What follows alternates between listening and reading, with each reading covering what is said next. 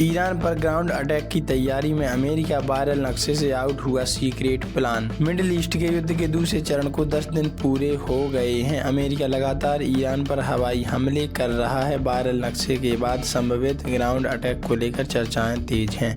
Middle east जंग के part 2 को 10 दिन पूरे हो चुके हैं और अमेरिका की ईरान पर जबरदस्त बमबारी जारी है। इस बीच एक ऐसा मैप सामने आया जिससे अमेरिका के ईरान पर बूट्स ऑन ग्राउंड का सीक्रेट प्लान आउट हो गया। पिछले 10 दिनों में अमेरिका ने ईरान के पश्चिम, दक्षिण और मध्य क्षेत्रों में एक ऐसा प्रांत नहीं छोड़ा जहां ईरानी सेना या फिर IRGC के ठिकानों को तबाह नहीं किया।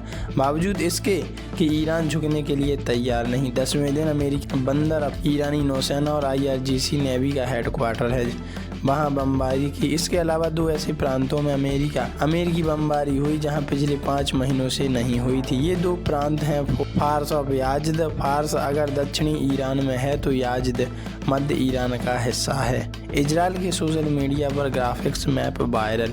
इजराइल के सोशल मीडिया में ईरान का एक ग्राफिक्स मैप वायरल हो गया है। इस मैप में देखा गया कि अमेरिका सेना किस तरह ईरान पर ग्राउंड अटैक की तैयारी कर रही है। मैप के अनुसार ईरान के पश्चिम से लेकर दक्षिण तक फैले तटीय इलाकों पर अमेरिका सेना हमला करेगी।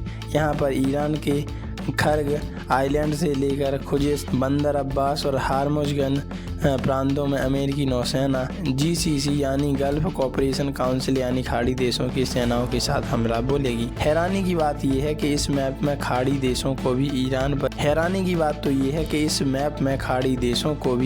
पर जमीनी अटैक करने के लिए दिखाया गया। मिडिल ईस्ट जंग के ईरान अमेरिका पर पलटवार करने के लिए ईरान ने सऊदी अरब, UAE, Jordan, Qatar, Bahrain, Iraq और कुवैत जैसी खाड़ी देशों के हमले में किए। ईरान का दावा है कि इन देशों पर सीधे हमले नहीं किए गए, बल्कि इन देशों में जो अमेरिकी मिलिट्री बेस है वहां हमला कर बदला लिया गया।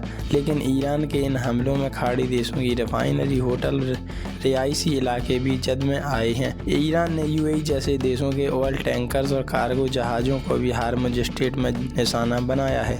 ऐसे में इस बात की प्रबल संभावना है कि ईरान पर होने वाले ग्राउंड अटैक में खाड़ी के ये देश अमेरिकी सेंट्रल कमांड यानी सेंटकॉम की मदद कर सकते हैं। हालांकि इन देशों ने किसी भी तरह से ईरान जंग में कूदने का अभी तक कोई साफ संकेत नहीं दिया। तो इस पर आपकी क्या राय है? और अब बवाल तो होना है क्योंकि सीज़फायर पूरी तरीके से टूट गया है। ग्राउंड अटैक का मैप आया सामने जिससे हड़कंप मच गया पूरी दुनिया में और ये बात सिद्ध होती है कि कैसे अमेरिका अब अच्छे से तैयारी करके आया है युद्ध करने के लिए।